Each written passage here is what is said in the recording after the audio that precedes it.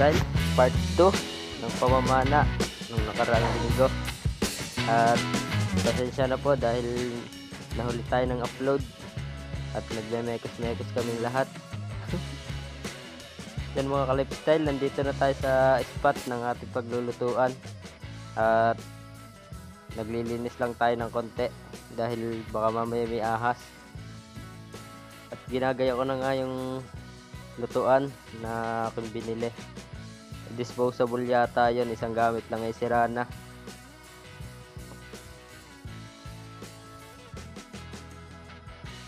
May dala din kaming isang beauty na aking nadala, pero sa awa ng Diyos ay nakaluto kami ng sapat. Yung mga lifestyle, hinahawan ko yung pinaglagyan ko ng tungko habang si Nana naman ay maglilinis ng isda. At ang aming chef, magiging chef namin si Ka-Lifestyle Jampol. Yung mga ka-lifestyle, inumpisa na nga ni Inte, yung Nana, na maglinis ng isda. At si Ka-Lifestyle Inte naman ay namamana pa rin habang si Jampol ay nanonood. Shout out nga pala sa mga naliligo ng nakaraang linggo. Ay, wala steak. Kaya baka nawala ng sound yung aming video. Nga pala si Ka-Lifestyle Jo, nag-uutay ring mamana. Wari ko dito umahon na siya. Ikot-ikot lang.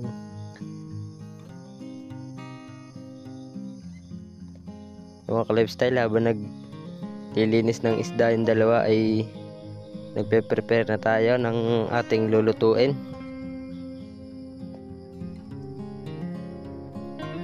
Yan na nga mga ka-lifestyle, nagsalang na tayo ng kawali at pinaiinit sa apoy. Ang ating master chef, ayan ang ating lespo na takot sa gasol. Mga ka-lifestyle, habang inaantay nating uminit yung kawali ay chinecheck natin yung butane kung tinatamaan ba ng init at kung delikado ba o hindi. At nilagyan na nga ng langis ni Ka-Lifestyle Jampol yung kawali at naantay pa namin yung aming lulutuin. Hindi pa tapos ng linis.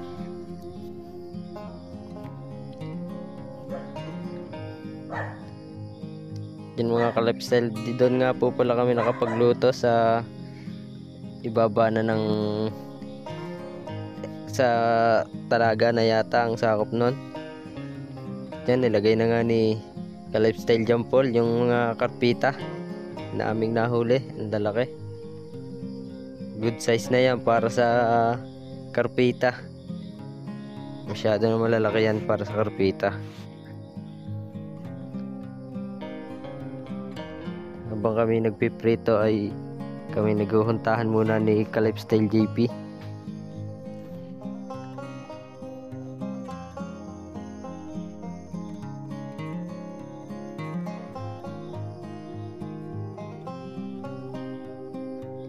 Yan, aming iniusisa lagi yung aming lutuan kung baka makasabog. Tuwari ko na may hindi. Kaso nga lang ay isang gamit at sira na ipata ko nung uwi namin. Mga ka-lifestyle, yung dalo ni Nana ay naglilinis pa rin. Ang daming karpitang nahuli kaya kinalilinis.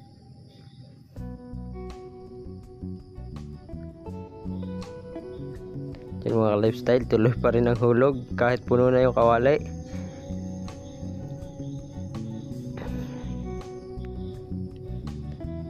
Sorry ko naman, sarap ng aming kain din Mga lifestyle, hindi kami nakaluto ng mabilisan at maliit lang yung aming lutuan. Ayan nga pala yung mga ipiprito namin.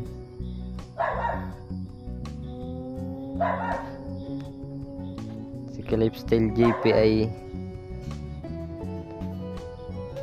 Chef Boy. Ayun nga pala ako, naninigarit pa. Naghalig kami ni Inte dito sa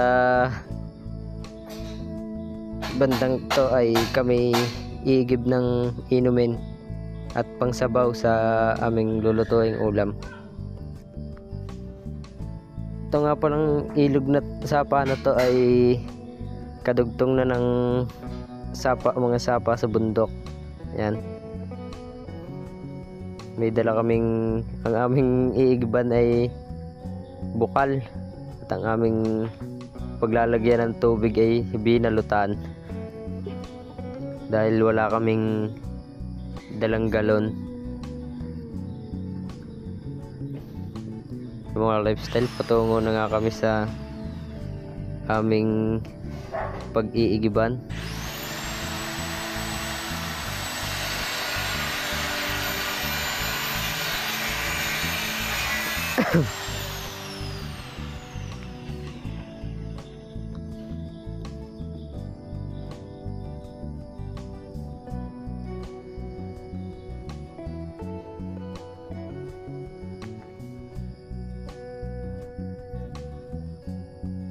Dito na nga ay umiigib na si ka-lifestyle Inte, tabang ako ay nagmamasid-masid sa paligid at baka may ahas.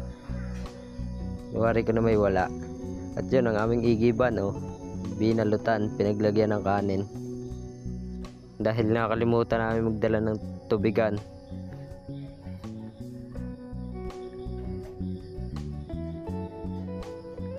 Igib sa binalutan. Mga lifestyle, nakapuno na tayo ng isa.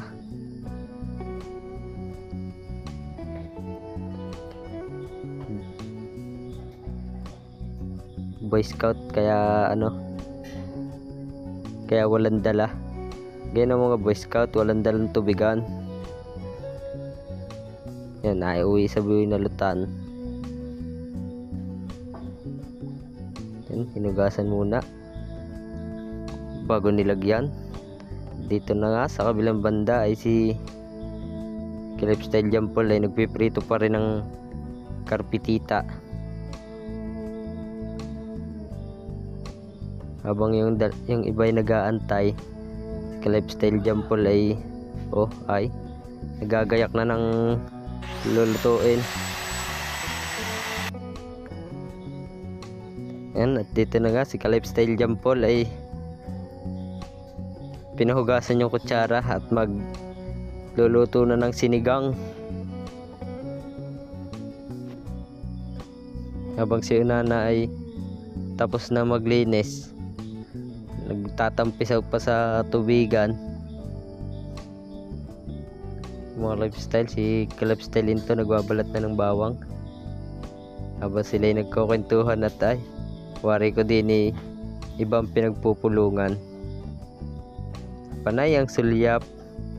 Ay tingnan nyo naman. Ayan na nga, panay ang sulyap. Panay ang sulyap. Panay ang sulyap. Mga lifestyle, si ka-lifestyle Jampol naggisa na ng sibuyas habang nagsususulyap. Pare ko'y kakaunti yata lang is na itinira. Para sinangag yung sibuyas ay Mga lifestyle, initsahan na rin ng bawang.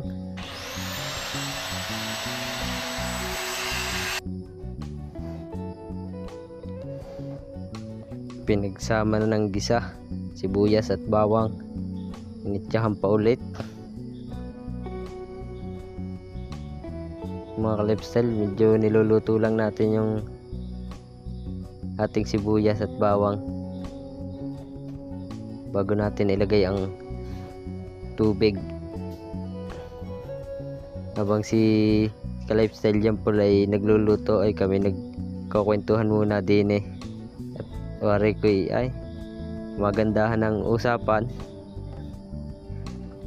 Ang mga ngiti ay abot sa tainga.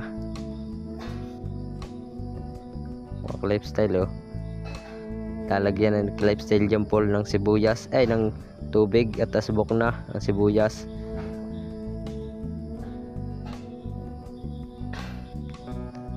habang tayo naghihintay magluto ay makatapos ng luto ay nakahanda na yung ating kanin dahil sa bahay na tayo nagsaing. Dinala na natin ang luto para ulam na lang lulutuin.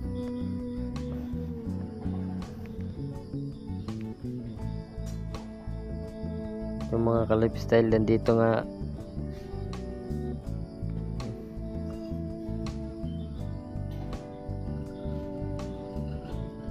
mga lifestyle, kami nga ay panay ang ngiti habang palingon-lingon. Si ka-lifestyle Inton ihit ng tawa kung ano-anong nakikita. Panay ang mga tawa ng mga chikiteng.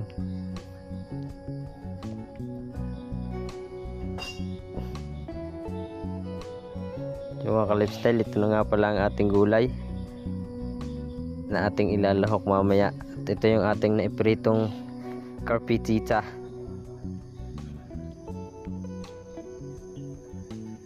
Habang inaantay natin kumulo yung ating sabaw ay hinugasan ko na nga yung ating isda. Habang ako'y naghuhugas ay tuloy pa rin ang bida.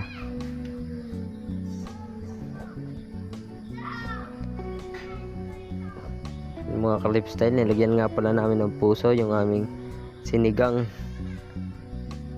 Tinaantay na lang natin kumulo. Mga ka-lifestyle, nakakulo na nga yung ating sabaw at ihuhulog na natin ang gulay.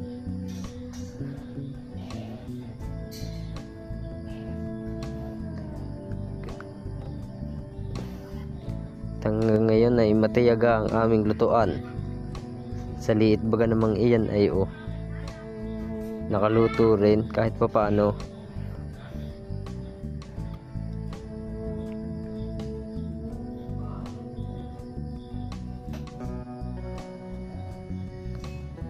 Nilagyan na nga ni ka-lifestyle ng paminta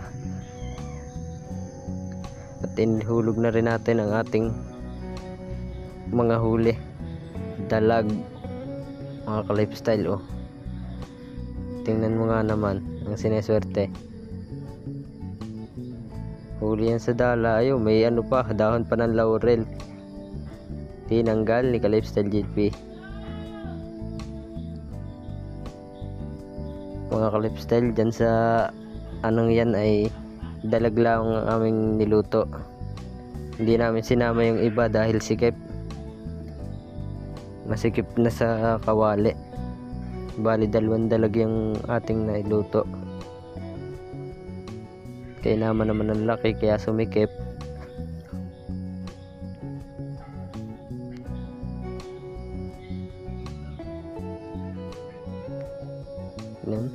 Nilagyan na nga ni ka-lifestyle JP ng asin.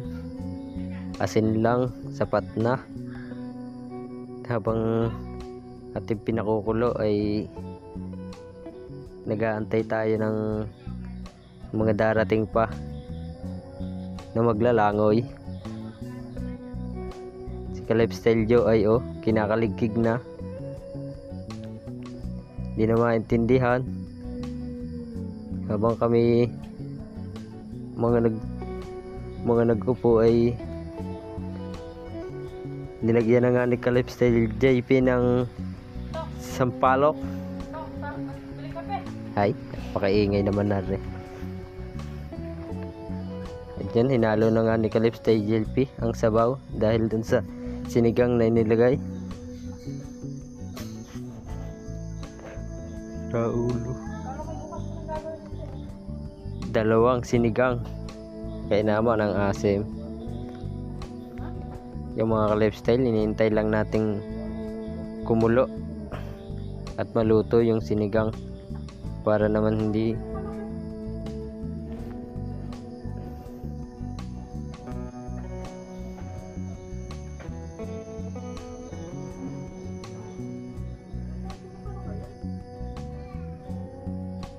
nilagay na nga pa wala natin ang ating gulay ulit, puro gulay.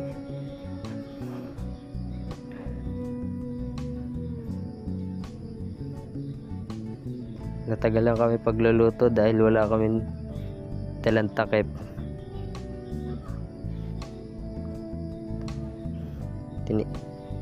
Iniintay na lang natin kumulo ang ating ulam.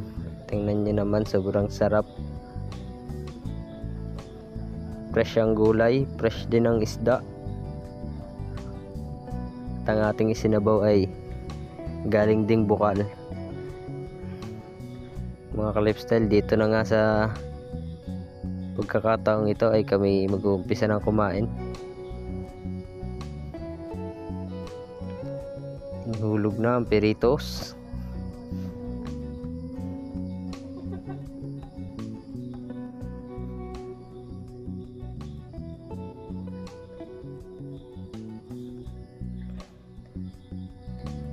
Yung mga ka-lifestyle, kami kakain na. Hinihintay na lang namin hanguin yung gulay.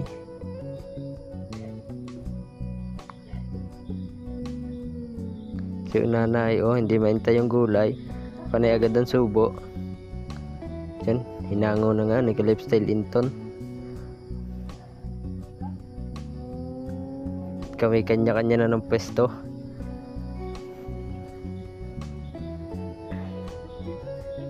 Sumubo na. Unang subo kay ka-lifestyle una nga. Yung mga lifestyle, kakain na kami.